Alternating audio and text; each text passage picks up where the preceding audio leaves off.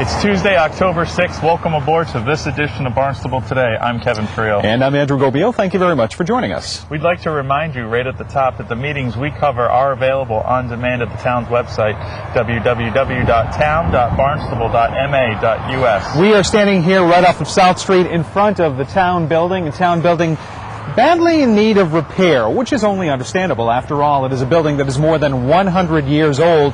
Thursday night, the town council debated the merits of spending some $3 million to repair the building, taking the bulk of those funds from community preservation funds and issuing bonds for the remainder.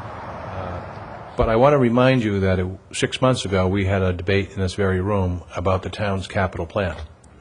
And in that discussion you had, as you have ever since you got here, witnessed a laundry list of projects, many of which are priority projects, with a limited amount of capital funding. Your request your request to us was look for alternative funding any way you can. And so that's what we're doing. We have $5.5 million available to us next year. $3.2 million will be spent right off the top because of the leadership of this council and funding the long-range roads, public roads plan. Somewhere between $750,000 and $1 million will be put before you to continue your commitment to upgrading our school buildings. So when all is said and done, of all of the projects that we have that you see before you, we're going to have about $1 million or $1.5 million for all of the other projects. And so if we don't, and so we looked around, we applied for grants. We just got a $200,000 grant for this building, most of which will be spent in this building, and we continue to do that. We know that even if we button up the outside of this building, there's still work that has to be done in this building over the years, and we will continue to chip away at that.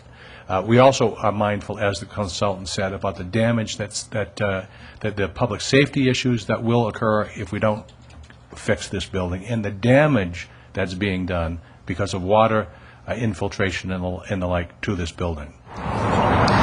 Questions continued during the discussion, starting, of course, from James Crocker to Town Budget Director Mark Milne. Mark, on the borrowing portion for the 1332, are we lumping this together with some other borrowing? Because we know the cost of issuance is always expensive. Do you have something coming our way? Yes. Obviously, a project of this size is going to go through bad weather and may come and go, but you could chase the money earlier and gain efficiencies of interest and cost to borrow. Yes, that's an excellent point. And what we look to do is try to pool our long-term borrowings into a larger issue, because that cost of issuance is so high. We try to avoid issuing $1.3 million here, $1.3 million there, and so we have about $2 million from the end of the last fiscal year that we ended up short-term borrowing instead of long-term borrowing because of the cost issuance. And then we have a couple more million in the hopper right now from the capital program that was authorized for 2010. We'll add this $1.3 million to that. So we'd be looking at something in the neighborhood of a $5 to $6 million bond issue that will probably go out to the market in June.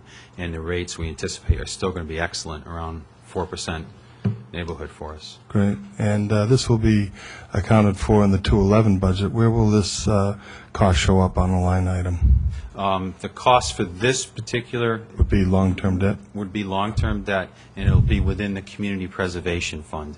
So we'll be bringing forward, as part of that Community Preservation Fund debt service appropriation that we bring to the council around the budget time every year, this loan will be included in that appropriation request, not the general fund budget. Terrific. Thank you, Mark. Discussion continued on the board with Richard Barry. I honestly agree with Mr. Manafo that we should be taking care of our own buildings. And in effect, we are using this CPC fund as another capital account to take care of our needs. So also, I appreciate, Lindsay, you coming forward with, I'd like to try and support the committees that come down and make a decision, and you're saying that this was a unanimous vote to support this, and clearly I think through the presentation there's a need for all these things. So I don't know. Thank you. First Councilor Barton, then Councilor Rugo. Sorry. Thank you. I thought I was losing my voice. Just a couple of comments, and not to be repetitive, but the council did set a priority that we should take care of town buildings that are historic. And I think the fact that it's a working building and also an historic building makes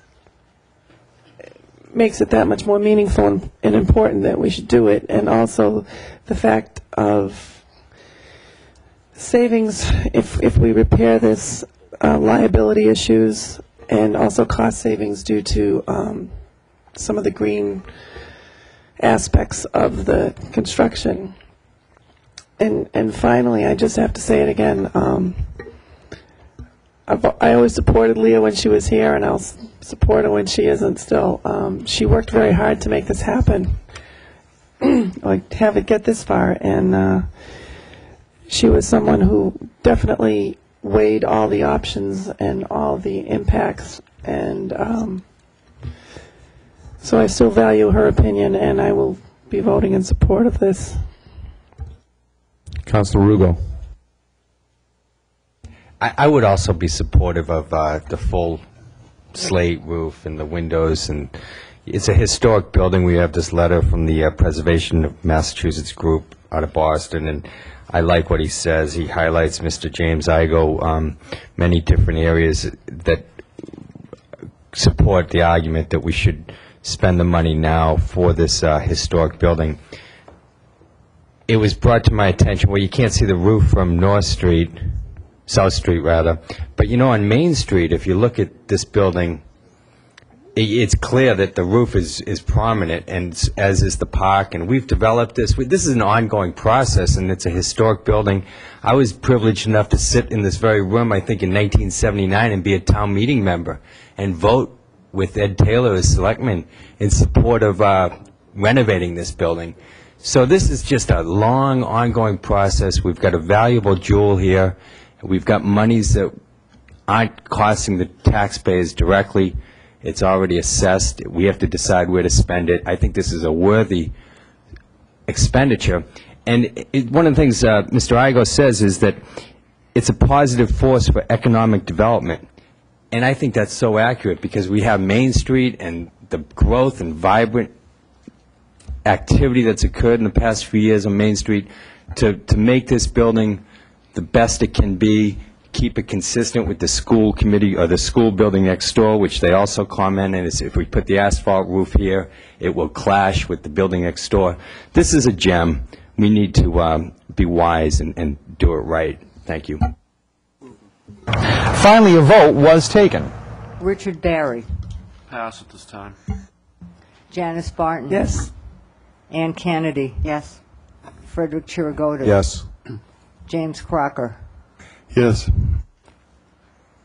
Henry Farnham. Yes. Janet Jocham. Yes. Gregory Milne. No. James Munifo. Yes. Thomas Rugo. Yes. James Tinsley. Yes. Harold Toby. Yes. Richard Barry. Yes. You have 11 yes and 1 no. Big carry. Thank you. Thank you, Madam Clerk. 11-1 as reported by the Vice President. As you heard, the measure passed. Now let's take a look at the meeting schedule for the remainder of the week. On Wednesday, October 7th, the Zoning Board of Appeals has a hearing at 7 o'clock in the Town Hall hearing room. Also on Wednesday, the Hyannis Main Street Historic District Commission is going to meet at 7 o'clock in the Selectmen's Conference Room. Then on Thursday, October 8th, formal site plan review has a meeting at 9 o'clock in the Town Hall hearing room. Thanks for joining us today. I'm Kevin Friel. And I'm Andrew Gobiel. Thank you for joining us on this edition of Barnstable Today.